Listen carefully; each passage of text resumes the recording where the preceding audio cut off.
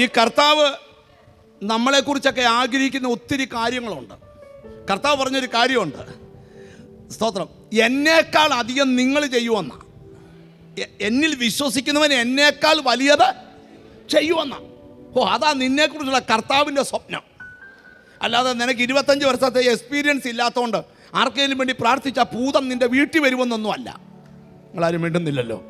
സ്തോത്രം. ഈ കഴിഞ്ഞ ദിവസം എന്നെ ഒരു ബ്രദർ വിളിച്ചിട്ട് പറഞ്ഞു, ഞാനൊരു വീട്ടിൽ പോയി പ്രാർത്ഥിച്ചു ബ്രദറെ, വൈകിട്ടൊരു പോരാട്ടം എൻ്റെ വീട്ടിൽ വന്നു. ഞാൻ പറഞ്ഞു, അച്ഛൻ ഒരു വീട്ടിലും പോകല്ലേ, കാര്യം പോരാട്ടം അച്ഛൻ്റെ പുറകെ വരും. ഞങ്ങളൊക്കെ എവിടെ പോയാലും വരത്തില്ല. മിണ്ടുന്നില്ല. കാരണം ഞങ്ങളല്ല ശുശ്രൂഷിക്കുന്നത്, ഞങ്ങളുടെ അകത്തിരിക്കുന്ന മഹത്വത്തിൻ്റെ പ്രത്യാശയായ ക്രിസ്തു, കർത്താവ് ശുശ്രൂഷിക്കുന്നത്. ഒരു നല്ല ഹല്ലേലൂയ പറഞ്ഞാട്ട്. നിങ്ങൾ ഒരു രോഗി സൗഖ്യമാകുമ്പം ഞങ്ങളുടെ കരത്തിൻ്റെ ശക്തിയൊന്നുമല്ല, ഞങ്ങളുടെ അകത്തൊരുത്തൻ വസിക്കുന്നുണ്ട്, അവനത് ചെയ്തുകൊണ്ടിരിക്കുന്നത്. അപ്പോൾ നിങ്ങൾ ശ്രദ്ധിക്കുക. ഇനി ഒരു കാര്യം കൂടെ, നമ്മുടെ അവിശ്വാസത്തെ കർത്താവ് ഒരിക്കലും അംഗീകരിക്കുന്നില്ല. യേശുക്രിസ്തു ഉയർത്തെഴുന്നേറ്റ ശേഷം ഒരു ഭൂതത്തെ പോലും കർത്താവ് ശാസിച്ചില്ല. പക്ഷെ കർത്താവ് ശാസിച്ചത് അവിശ്വാസത്തെ മാത്രം.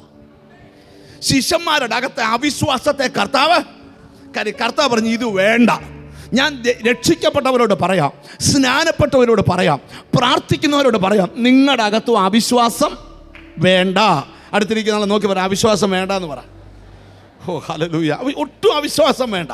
നിങ്ങൾ നോക്കി, വിശ്വാസം എന്ന് പറഞ്ഞാൽ എന്തോ? ആശിക്കുന്നതിൻ്റെ, ആഗ്രഹിക്കുന്നതിൻ്റെ ഉറപ്പ്. അതാ വിശ്വാസം, ആഗ്രഹിക്കുന്നതിൻ്റെ ഉറപ്പ്. നീ കുറച്ച് ദിവസം കൊണ്ട് നിൻ്റെ അകത്തൊരാഗ്രഹം ദൈവം തന്നിട്ടുണ്ട്, ആ ആഗ്രഹത്തിൻ്റെ ഉറപ്പാ ഫെയ്ത്ത്. ആരെല്ലാം നിങ്ങൾ ശ്രദ്ധിക്കണം.